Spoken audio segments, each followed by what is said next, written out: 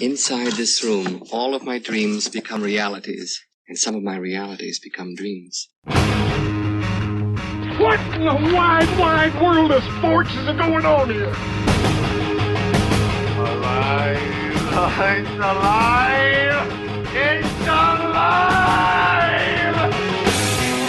You are listening to The Wilder Ride, getting wilder by the minute. Here are your hosts, Alan Sanders and Walt Murray. Hey everyone, welcome back to The Wilder Ride, getting wilder by the minute, a podcast that celebrates the films of Gene Wilder 1 minute at a time. And we are diving into season 2, one Yankee bean soup, coleslaw, tuna surprise minute at a time. I'm your host, I'm Alan Sanders. I am your co-host, Walt Murray. And we are so happy to have back the son of the late Harvey Korman and the co-producer of the radio show TV Confidential, Chris Korman, back on with us via the telephone. Chris, thanks so much for being on the show. Oh, my pleasure. I love doing this. I could do this all day. My wife might not like the idea, but oh well. Well, then your wife shares the exact same thing with both of our wives. Well, you know, but she's used to this. After 17 years of marriage, she's like, oh my God. Is that all it takes? Marry the son of a, 17 years of being married to a son of a cross-dresser. I'm surprised she's not in therapy. So it's these minutes are going to be good because I can attach a story that most people don't know about. All right. Well, I'm looking forward to it. So let's set the stage for our listeners. Yesterday, you knew we were watching this fight spill out, and it looks like it was about to head into the commissary on the Warner Brothers lot. So we are going to start exactly at that moment with the entire riot of what's happening across sound stages now into the commissary. And we're going to end with the mob running out of the Warner Brothers lot. But a lot actually happens in between, and there's a lot of little Easter eggs and little allusions and references to Hollywood and actors and performers and characters all throughout this. Walt, if you remember, when we first, before the rioters break in, we actually saw Hitler, obviously an actor dressed up. We saw all these different people dressed up for this fight. So, I mean, Hollywood is front and center as Mongo and Taggart and all of these folks come piling in. And out of nowhere, Chef Boyardee himself says, "Get your pies for the great pie fight." And I didn't know this was on the schedule. Well, you know, apparently they had planned this. How did that joke come up? Like, how did they just decide, like, oh, well, it must have been time for the pie fight? That is so outrageous. Is it in the script or is that kind of an on-the-set deal? That is an on-the-set deal. There is nothing about come get your pies for the great pie fight. But I swear to God, the guy who says that, I swear to God, I thought it was Chris Chambliss, the baseball player. Or because I thought this guy with a mustache, but I think he's Italian, right? He looks it. I'm not sure who plays that part. But for some reason, I thought it was Chris Chambliss, the baseball player. He looks just like him. He really looks like him. Well, we're going to go with Chef Boyardee. Yeah, let's go with Chef Boyardee. That's funnier. So what we were supposed to have is just as everybody crashed through, a line that got omitted. I don't know if they filmed it. But the actor we saw playing Hitler was supposed to say, well, what in the hell is that? As soon as everybody comes crashing through. Now, if it's in there somewhere, I can't hear it. Yeah, I don't hear it. It's nothing but crash, boom, bang, and a lot of yelling and screaming as they all come piling in. Well, it is great. And I think that the term we used a couple minutes ago was like an avalanche of people. Right. It just is like it continues on through the commissary, on through the lot here. And we've kind of talked about this. This is really amazing. I mean, this is really great writing and production. And this is such a perfect Blazing Saddles thing to happen. Oh, yeah. Well, I mean, at this point, all bets are off. I mean, oh, yeah. At this point, if Jaws had come through, I would have been like, well, of course. Right. Of course. Right. Of course, that was 2 years from being, or a year from being released, but. What was that, Chris? Or Woodward and Bernstein, who shot next door. They would do all the President's Men at the same time. Really? Next door to this lot? Yeah. They replicated the Washington Post offices on the Warner Brothers lot. They copied completely the entire Washington Post on the Warner Brothers lot. They cut 2 sound stages and put them together, and they shot all the President's Men next to Blazing Saddles. So on one soundstage, you've got all the president's men, and on the next one, you've got Blazing Saddles. Right. You got Dustin Hoffman, Robert Redford, and Hitler and Harvey Korman with a pie in his face. That's a very interesting day on the sound stages of war. I mean, I'm sure people are going, "What the hell is going on here?" I just want to look at the main security guard's face as they're all filing past. He's like, just another day at Warner Brothers. Can you imagine the actual commissary? I think it was. If it wasn't, then they had to recreate this commissary on a soundstage. But I think that was the actual commissary. And which I think is really funny because they had to clear out the regular people to film this. And because the whole idea of these people walking in and then walking out with pies in their face, that's just funny to me. That is hilarious. That's just like this is normal everyday behavior of the Warner Brothers commissary. It's like high school on Valium. Well, speaking of high school, I want to pause this right at second 6. Remember the bygone days of the old cigarette machines in the commissary or wherever? Yeah. Look at those two vending machines side by side. Well, I know college wasn't yesterday for me, but even when I was in college just a few years ago, there was a cigarette machine in the student center and one at the Waffle House right next door to the college. Yep. And this has the look of every cigarette machine I've ever seen growing up in the 70s. Yes. And it's funny to think. I mean, it almost just kind of disappeared. Oh, yeah. You know, they were there and then they weren't there. I think too many people were stealing them. Well, yeah, probably. Oh, I hope not. Is there really a great need to steal cigarette machines? Well, I don't know about maybe breaking into them to get the cigarettes.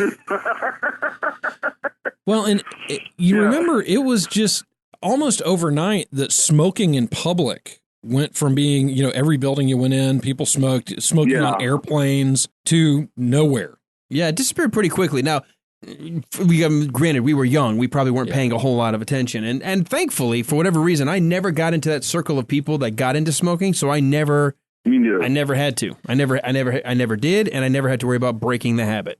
Well, I smoked for a brief time, late in high school, maybe early in college.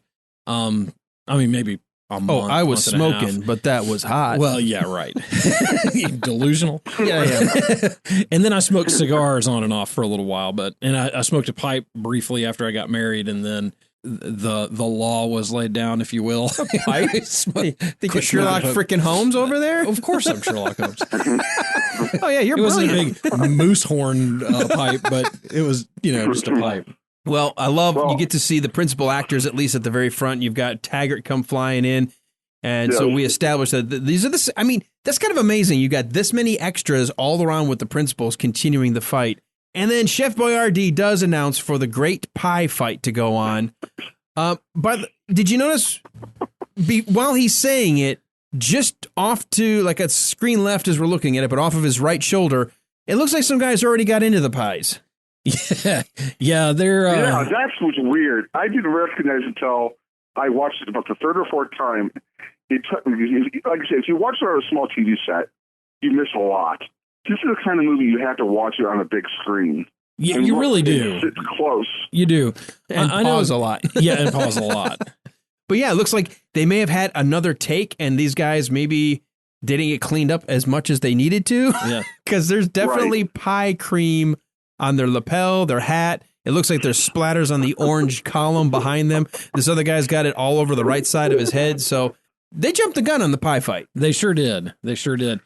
Well, something I realized that we were remiss on yesterday, and I need to fix. Oh, no.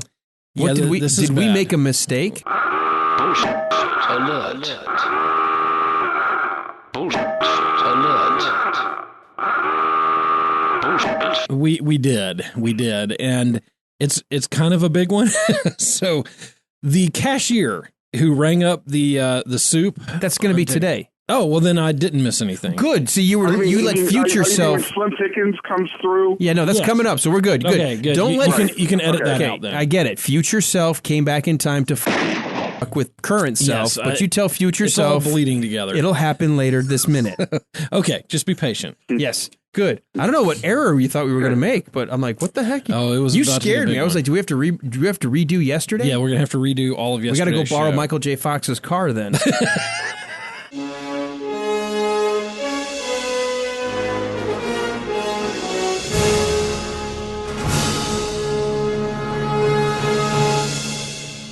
Oh, God. Yeah, so don't let me forget. So we get the guy yelling for the Great American Pie Fight, and just then, as he says it, one of the cowboys He goes, is all right, nailed. fine, you're first. Very dangerous. You go first. So what is the Great American Pie Fight? I couldn't really find anything on that. I couldn't either, except is this just the... Mel Brooks said, all the classic zany comedies of the Three Stooges, all the vaudeville stuff that he grew up watching and then kind of seeing as your variety shows and writing for Sid Caesar's Your Show of Shows. Did he just say, this movie just needs is a pie fight? A Great American The Pie Great Fight. American Pie Fight. Well, it kind of fits. Well, the I French mean, aren't going to waste a pie on a fight. The no. French eat that. No, absolutely not. And the English You're sure not aren't. expecting it. When he says it, when the chef says it, I'm like, oh, really, Mel? I really gone full blown lost it. A pie fight in the middle of a commissary with a Hitler reference. Okay, Yeah, we're off the charts. We've lost it, Mel. He's already broken the fourth wall, the fifth wall, the 10th wall. I mean, really, Mel? You thought you lost it with the producers. Now, we do have to correct something here, though. He doesn't actually say the Great American Pie Fight, but he does say for the Great Pie Fight. We're thinking great. We just know we're talking about America. Yeah, America. Well, all the cowboys. Sorry for all of our fans around the world. We're talking America. Right. But it is a Great American Pie Fight. Well, you know. you know what? I've said It this is. so many times. Everybody else has all the creativity. We just steal it and add a whole lot more money and special effects to absolutely. it. Absolutely. So everybody Of else course. had their pie fight. We had the Great Pie Fight. That's right. Well, the only place, yeah. So, all right. So he gets one right in the kisser, just plants one right in his face, and then we immediately get some montage shots of people just slapping pies into each other, Yes. and it's Is there awesome. a monkey involved in here? Yes. There is coming up. That really makes me laugh. Why is there a monkey in the middle of a freaking commissary pie fight? Well, I think I can explain it because as we get a shot before we get to it, we get a shot with our heroes. We get Sheriff Bart and the Waco Kid. They're sort of, instead of being back to back with the bad guys coming at each they're other, side to they're side. front to front almost. And as two guys come in, Bart throws a pie in the face of the cowboy coming up behind the Waco Kid, Right. just as the Waco Kid throws a pie in the face of the ruffian coming after Sheriff Right. Bart. So we got this like double pie hit, and then we get the insert of Cheetah, The chimpanzee. being held by apparently the actor who plays Tarzan, who came here for lunch on a break, and brought Cheetah with him. So bizarre and so God. awesome. And by the way, so funny. the angle of the poster of Edward G. Robinson just over his shoulder looking down like, what's going on? Yeah. And it has a That's pie funny. on it. Yeah, well, he got hit by a pie, almost like he got hit by a pie in the face, just below his face. Oh, and by the way, poor Tarzan and Cheetah, they get nailed They like are- 3 pies at once. They're literally creamed. That's Oh, I mean, and how about the people coming out of the commissary? The girl who's dressed in the outfit like the page or the stewardess or the page. Yeah. Oh my God, they all got nailed. I mean, it's like, really? well, see, this is like you, Walt. I had to We're school jumping Walt. all over the He's place. already past it. We're just getting to the scene where they're walking in. They haven't even gone into I the know, pie but- fight. But only Mel could find a way to just destroy everybody that's involved. I mean, you got Cheetah, you got Hitler, you got visitors. I mean, you got Edward G. Robinson poster in the back. I mean, come on, Mel, really? You got Okay. everybody who could possibly be hanging out at the studio. We didn't today. even mention the Dean. Oh, what's his name? James Dean poster on the wall as well. yeah. James Dean gets nailed. You know, Chris made the comment about the stewardess looking. I mean, that is actually a funny comment, but this does look like what you would have seen flying in the 60s and early 70s. This Yeah. woman in the orange outfit, that's the similar Yes. outfit that your typical flight attendant, Yeah. we'll call them what they are now, Yes. flight attendant. attendants. But your typical stewardess, that was it. I don't know if they had the beret, but I don't don't know. remember I don't the know. beret. I don't know how many flight attendants would. Maybe they had a hat, depending what airline. There's something I haven't done enough research on. I have no idea. It almost looks like a bonnet hat, kind of like a bonnet. Well, I don't know why. I'm wondering if that was the outfit for the people who did the tour at the studio. Oh, I'm sure, very similar. Yeah, I'm sure. Was it bright orange? Was it bright orange? And she wears a belt around, I think. No, there's no belt. There's bright orange with brown hems at the sleeve, and which is a short sleeve, and then around her neck, and it's a brown. It was kind of a short hat. skirt. Oh, definitely. It's a single piece dress that has built in with a short skirt. Yeah. She's got the bullhorn. She's talking to all these people. We've got your typical Japanese tourists in front. He's got the camera. Yeah. The wife has got the camera hanging down. Then the next Japanese tourist behind her has a camera in her hand. So apparently only the Japanese right now are coming to see the tour. There we go. Now we've got some regular white folks back here. They all have cameras. This guy's got a movie camera. Well, hey, if you go on that tour, you've got to have a camera. Never know who you're going to see. That's right. You got a guy that used to dress like my grandfather with the white leather belt. He's got the blue pants and the white and blue shirt patent with leather. The patent white. I call that the Pat Boone collection. Oh yeah. Always a classic. And he's got like that sort of captain's braille, like he owns I own a boat. No, your name's Skip, and anybody whose name's Skip and you're still 50, you're called Skip. Something's wrong with you. Yeah, that's tough. Yes, absolutely. Then we immediately, as they're about to go in, and the lady says, "This is our studio commissary, where some Hollywood stars come to eat. Keep in line." We cut immediately to a sped up fight where they're all like throwing pies and stuff.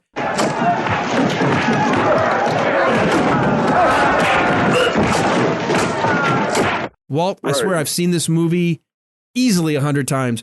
I didn't realize you had the guy playing Hitler suddenly standing on top of the counter doing Heil Hitler with his left. Then he goes down and he goes up and then he goes with his right and he goes down. He keeps doing Heil Hitlers with each arm. It is the strangest thing. And it's almost like the shot before where Gabby Johnson was up on top of in front of the Eiffel Tower picture. Yeah. So you got all these people fighting in here. They're throwing pies. They're all throwing punches. They're flipping and banging. But you got Hitler standing on top of the counter. But then just about, maybe at second 24 into this, someone comes up behind him and yanks his ass off of that counter. He goes tumbling. Hitler gets the beat down he deserves. Apparently this is the bunker scene. Who knew the bunker scene had a pie fight? Well, that's what you get for going to the commissary in 1974. Yeah, right. Because look, I don't know if he fell, but if you watch him, because it's sped up, it's like, it's like he fell off the table. He's like, what?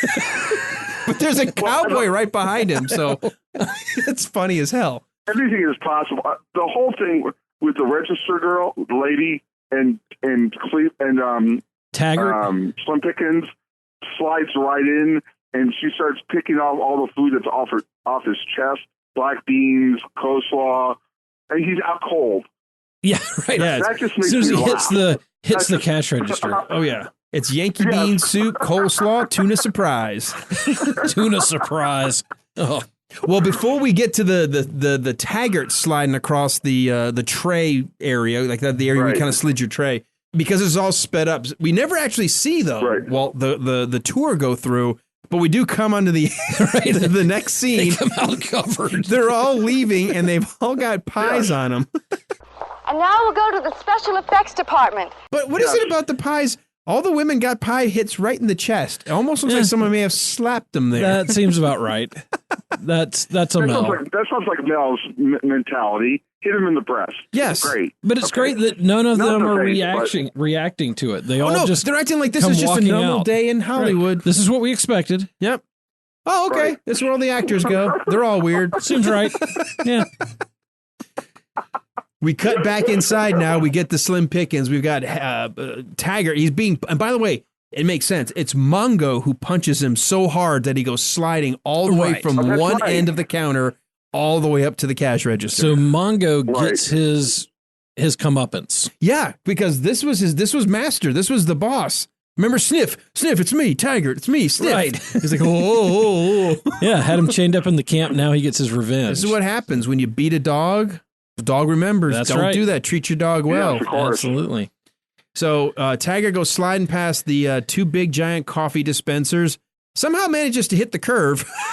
and then right into the cash register. And this woman takes her job so seriously, and her voice has got that nasally, almost that Maud kind of voice. Yankee bean soup, coleslaw, and tuna surprise. Well, oh God, yes. The lady who plays the cashier here, I don't know if it's her voice, is a lady named Sally Kirkland. Let me run through something real quick with her. Sally Kirkland has a Best Actress Oscar nominee, she's a Golden Globe winner, an Independent Spirit Award winner, an LA Film Critics Circle Award winner, and veteran of over 200 films. Her credits, this is going to kind of blow you away. The first thing she's credited in was Master of Opinion, where she played herself, and that was in 1968. She was in Fade In. She was on the Joe Namath Show, which I think was a very short-lived show in 1969. But she has been in all kinds of stuff. She's done stand-up. She's done all kinds of award shows. She was on the Pat Sajak Show. Oh, my God. So then we start really kind of getting into the good stuff with her. She was in JFK. She was in something that's just about to come out. Hang on a second. Sorry, I lost my place. Called Daughters of Legends. Bruce Almighty. Archaeology of a Woman, whatever that is. Buddy Solitaire. The Most Hated Woman in America, which I actually kind of remember. Invincible.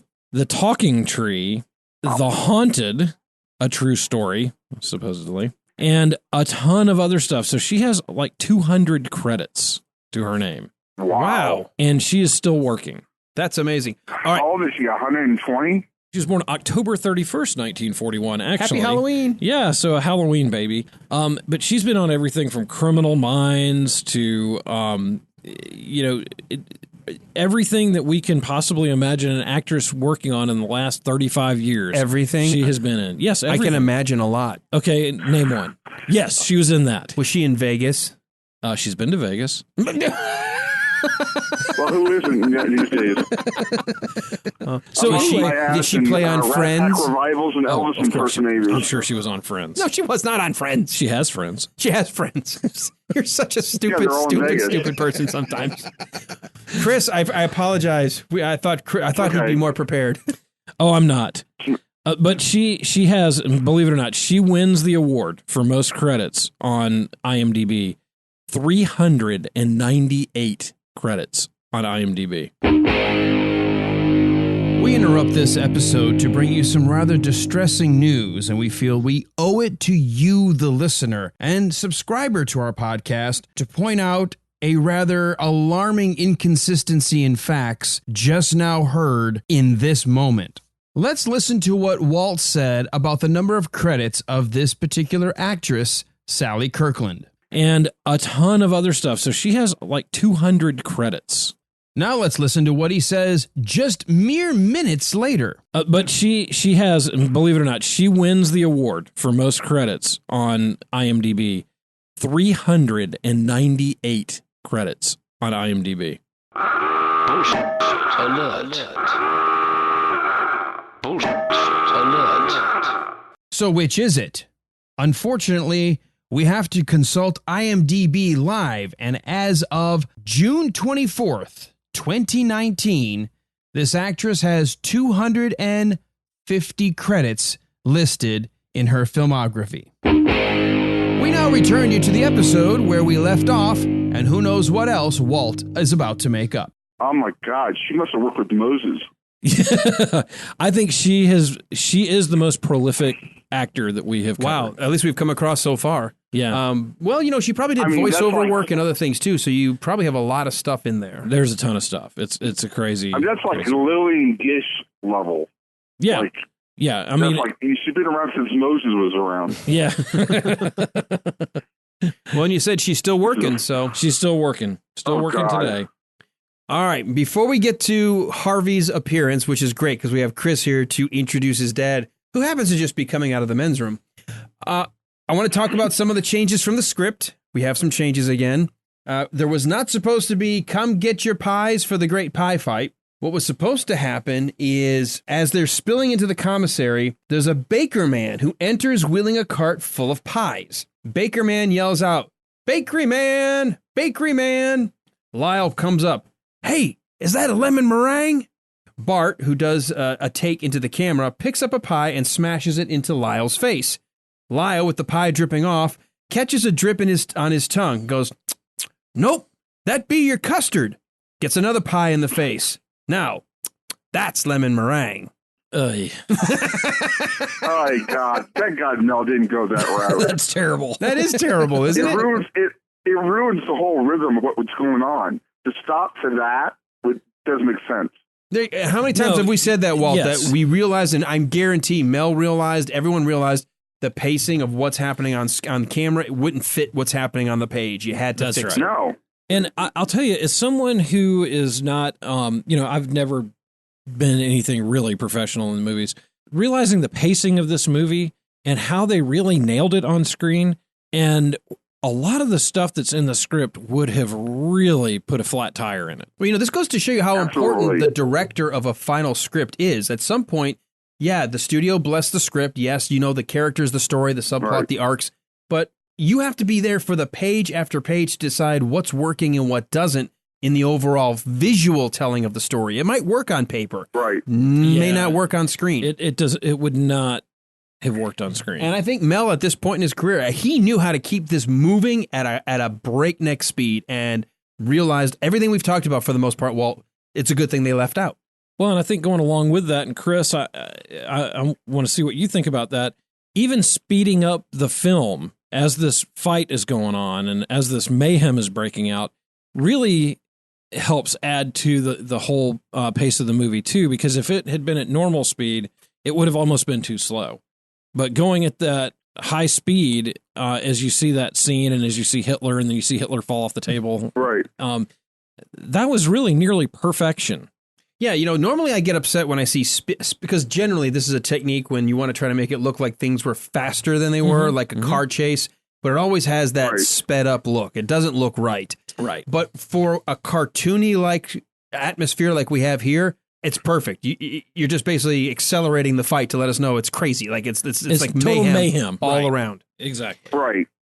So you can get away with that in a movie like this because it's already broken the fourth wall. Once you've gone into the studio with the dancers and everything, Mel's already broken the fourth wall. It doesn't matter how absurd it gets. All the rules are gone. Yeah, right now once they break through with the fight with John Doe's, once that happens, Mel doesn't have to explain why he goes where he goes anymore. That's right. That's the brilliance of Mel.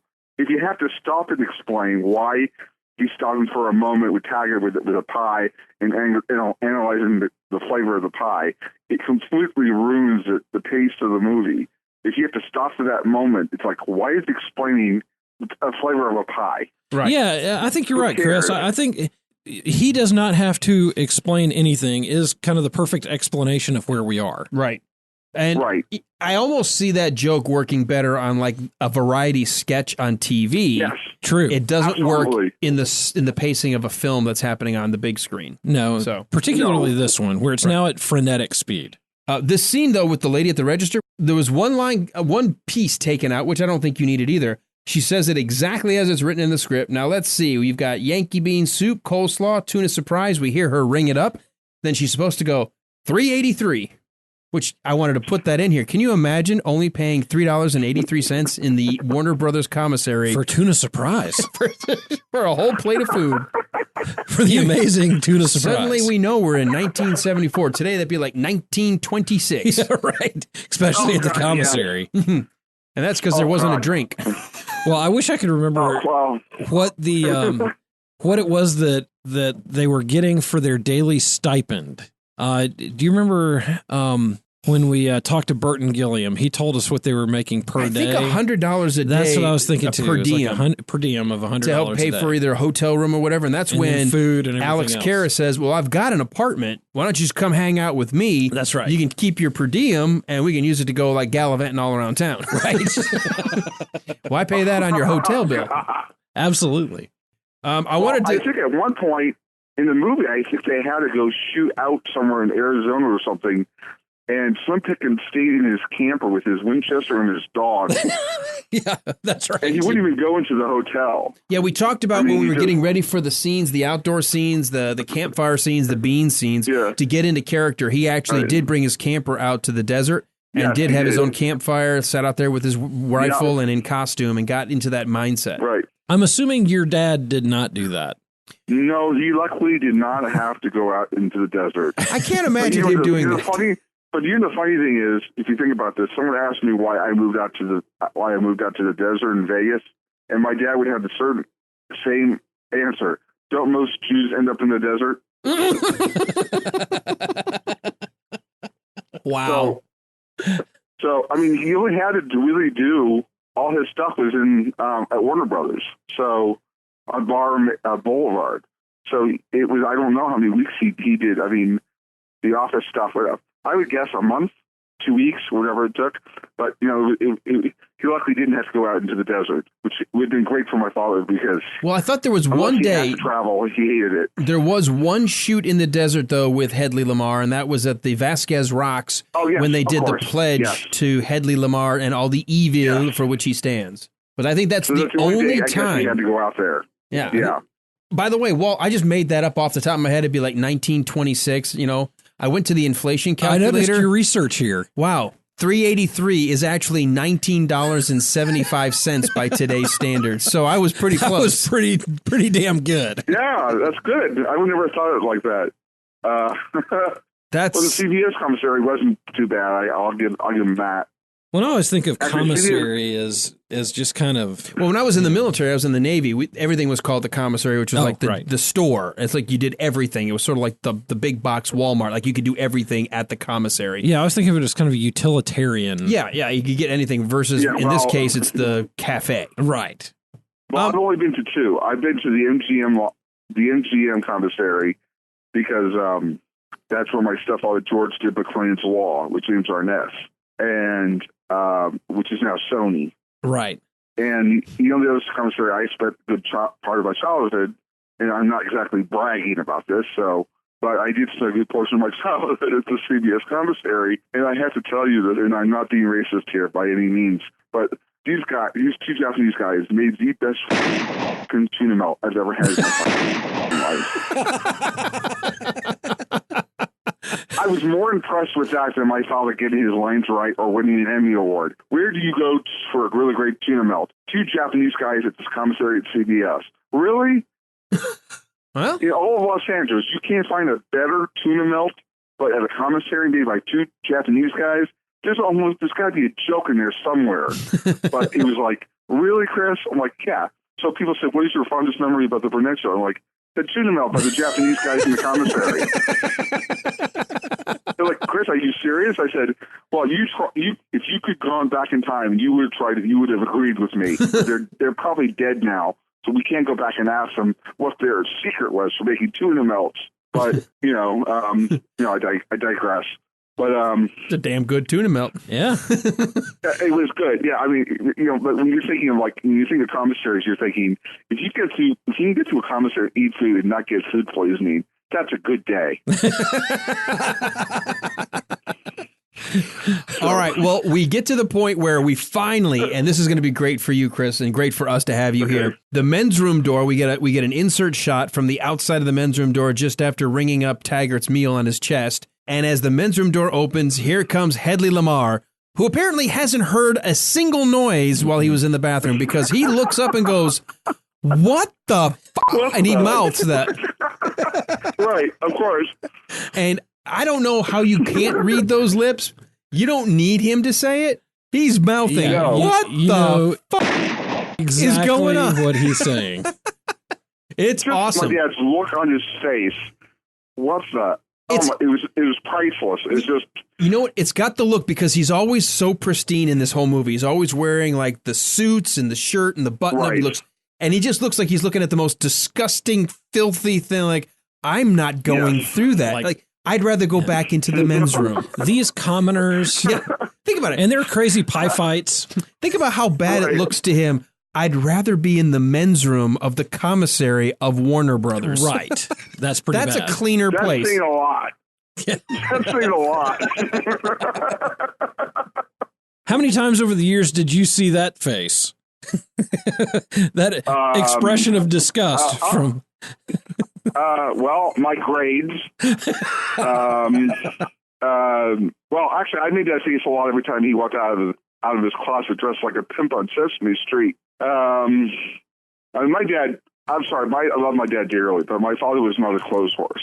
He used to ravage the wardrobe department of the Burnett show and walk out. I said, Dad, why somebody has not shot you or arrested you for hijacking wardrobe from the Burnett show is beyond me. I said, what? I said, you dress like a pimp on Sesame Street. He said, why? I said, Dad, nobody wears clothes like that anymore unless you're a pimp.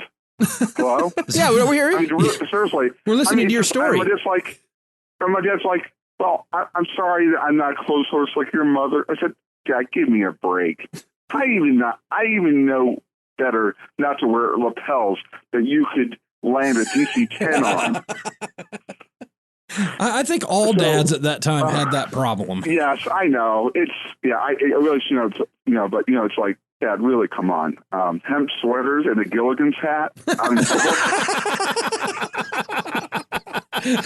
Oh my God. Just sit right back and I'll dress you like a couple of castaways. Yes. Oh my God. Well, if I could get Ginger out of that deal, I'd be okay. Yeah. Actually, I'd take Marianne. Not to digress, but Tina Louise is still one of the sexiest women I've ever seen. And I can say that because my wife is not in the apartment at this moment. Smart man. Yes. Yes. Well, there are a lot of women I have come across that I have been deeply in love with in my life on a personal level. Marianne Mobley, who I was very close to, Florence Henderson, and I got to know these people on a personal level. So if my wife heard me talk about a certain person, she had to know, I take it in the context is I knew these people as children. It wasn't a sexual thing. It was a crush because they treated me with the utmost love and respect. So if I had a crush on these women, it came from that. It wasn't a physical, thing for me to be that young and go, gaga over Florence Henderson. I guarantee you nobody was going gaga over Toady Fields. I can tell you that.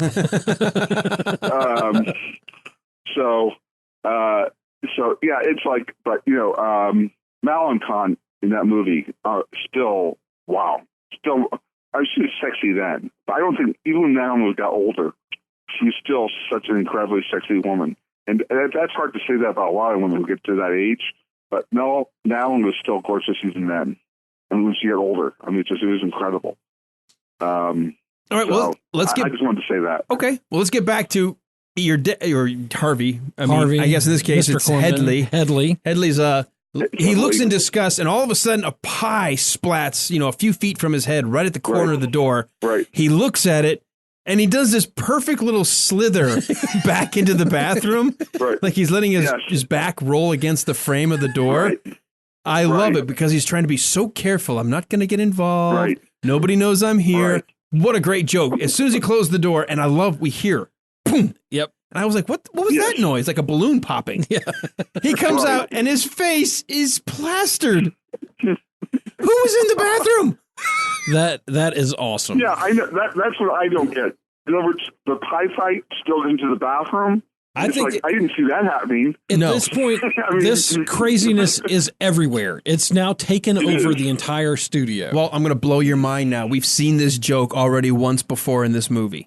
And you're like, wait, what? We had Jim Dunham with us, the cowboy historian. Mm-hmm. The scene of the initial sacking of Rockridge, the number 6, the guy goes crashing through a window to get away from the gunman, only to find out there's a gunman inside and he has to crash out the next window. So now he does that to get away from the pie man. Only to find out there's a pie man inside the room. In the bathroom. So, of course. But it's been so far in the past in the movie, but if you think about it, it's the exact same joke. It is. Someone that wasn't a second ago in the room with him is suddenly now in the room with him to throw a pie in his face. Right.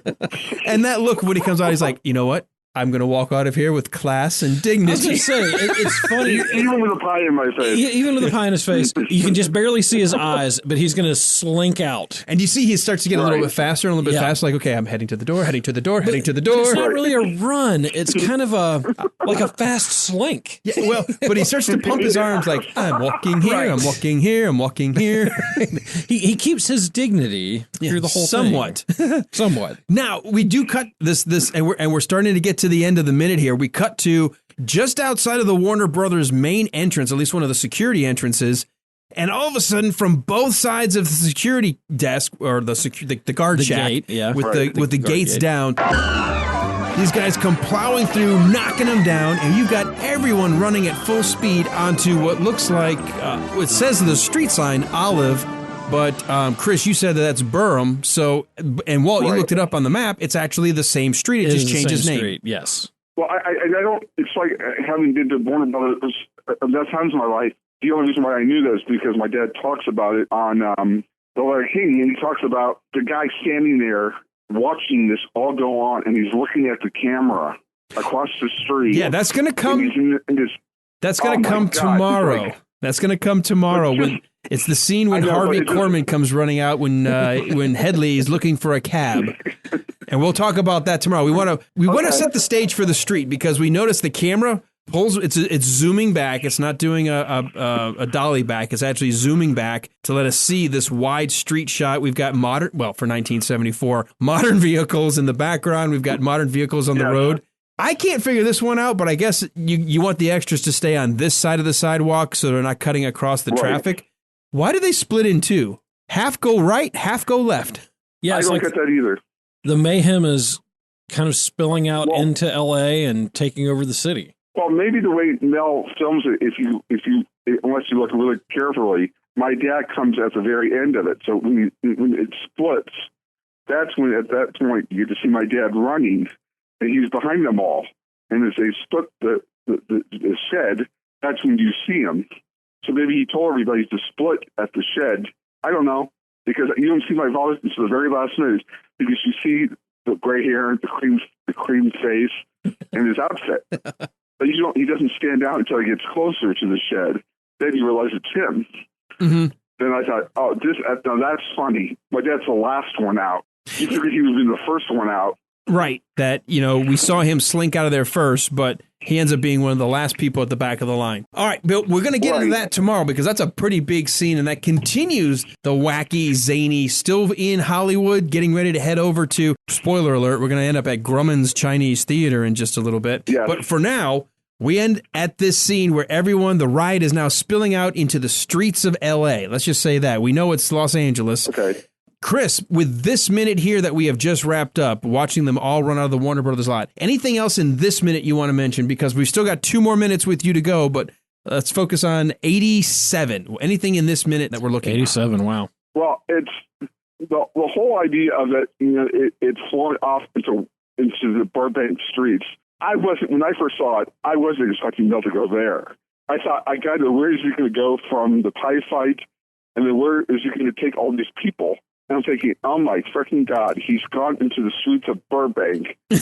Now I'm really like, really? Then I see my dad crossing the street. I'm thinking, I don't know where that's going to go. But if you want me to save the line he uses for tomorrow, I'll save it for tomorrow. Yeah, I think let's save it for the taxi cab because we're going to find out that he ad-libbed a line from the script. So we'll talk about that tomorrow. Yeah. Walt. And most people don't know that he ad-libbed that line. Well, we're gonna pull that. We're gonna pull the curtain behind that mystery here tomorrow. Walt, anything for this episode that we didn't cover in your notes? No. The correct answer is no. This is an insane minute. So no, we've covered about everything we can cover. All right. Well, we want to encourage everyone to come back tomorrow. But before we tell you what's coming up on Hump Day, Chris, you are a co-producer of a radio show. Tell us a little bit about it. Ed Robinson, who's been on the air for 10 years, he interviews the classic television people on both sides of the camera, Mel Brooks, Larry Gelbart, Dick Van Dyke, Peter Marshall, Ken Berry. We do 2 hours every Thursday. And we basically go through their career, highlights of their careers, things that they're plugging currently, working on. And we give people who have not been on the radio in a long time or the opportunity to talk about their careers now. And we delve into their backgrounds. They want to come and promote something. And we just basically want to celebrate their career, because I don't think, unless you watch MeTV, you don't realize how great these shows are. And we really focus on celebrating the icons of the show. And being the son of an icon, I have a great appreciation and great empathy for celebrating those type of people, because it's easy to take greatness for granted, that these people have been doing this for 40, 50, 60 years. And that you can still keep your humility about yourself and still be able to laugh at yourself. And that's what we try to do on our radio show, is give these people, these great people, and not only that, writers on our show. We're going to have Rick Hawkins, who wrote the Went with the Wind sketch on the Burnett Show, on soon. So, that sounds awesome. Now, what's it called, and can people download it or listen live? Confidential. It's a radio show. I think I sent you the link to the page. It's called TV Confidential with Ed Robertson. You can subscribe on YouTube, and you can listen to shows and interviews with the late Ken Berry and Peter Marshall. And we're going to have Carl Reiner and Mel Brooks on very soon. And we just have a lot to Michelle Lee from Knots Landing. And you can listen to the interview on our YouTube channel called TV Confidential with Ed Robertson. Excellent. And Walt, I think you saw it on iTunes as well. It's available as a podcast? Yes. So folks, if you're a podcast user, you can subscribe to that show. Or hey, we have a YouTube channel, Walt. We do. I'm solely going to promote you guys on my page as well, my Burnett Show page, and on my own homepage, I will promote the ever-living daylight out of you guys. Thank you. Awesome. I need a great straight man. Okay, I'm as straight as they come. Me too. Well, you have to convince my wife that, but. I got to start wearing pinky rings and wearing pink shirts during Easter. It's just not helping my cause. No, I don't think so. That's not a good thing. Walt, okay, hold on. No. Walt, we were starting to talk about we have a YouTube channel. Where else can people find our podcast? If you want to recommend to friends and family to listen, where can you tell them to find us? You can find us on just about any podcatcher, including the Apple podcatcher, which try to say that 10 times fast. And any place else, Stitcher, Himalaya, all the other great podcatchers. And you can also find us on the web at thewilderride.com. And from there, we have all of our social media, all of our episodes, bios of all our guests, and all kinds of other fun stuff. Excellent. Well, come on back tomorrow, Hump Day. We've got Chris joining us again. We wanted to make sure we had Chris with us through the remaining minutes that his dad is in this movie. So we're going to start tomorrow with the mob still running and pouring out of the Warner Brothers lot. We'll finally see Hedley making his way, calling for a taxi, and then we've got him in line saying, pain in the ass. So I want to know, what's going on? There's a lot that happens, I think, in minute number 88. We're going to be going 88 miles per hour. So who knows? Will we go back in time, forward in time? Will we stay where we are? We won't know until you come back tomorrow for this, The Wilder Ride. Get your pies for the great pie fight. I was going to say, didn't we have a Chef Boyardee reference? We did in Young Frankenstein. The conductor was actually the actor in the television commercials who did play Chef Boyardee. That's right, man. Really? The train conductor on the platform before he left. Yeah, I had no idea. Yeah, the scene between young Dr. Frankenstein and Madeline Kahn's Elizabeth. God, that's right. I knew there was some reason we'd had a Chef Boyardee conversation. So now we're going to have Chef Boyardee show up in every season. Now I want ravioli. Oh, gosh, I'm hungry. I haven't eaten yet. I haven't either. I could use a pie.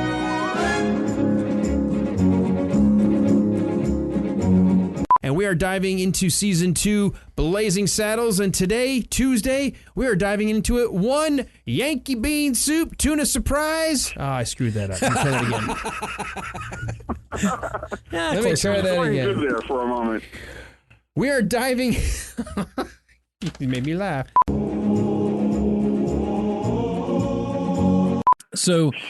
Any relation to... Sally Kirkland? Yes, Sally Kirkland. Any relation to the other Kirkland? No, I'm sorry. I was thinking Cullivan. Sorry.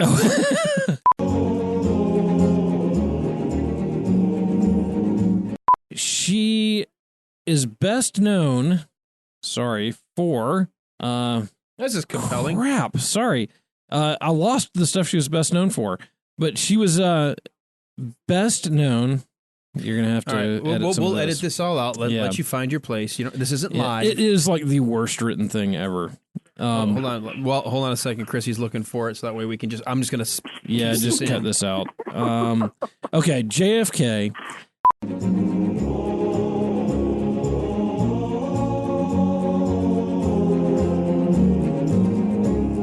We'll let this go through, and then we'll be able to kick back off where we left off. Come on, hurry up, train.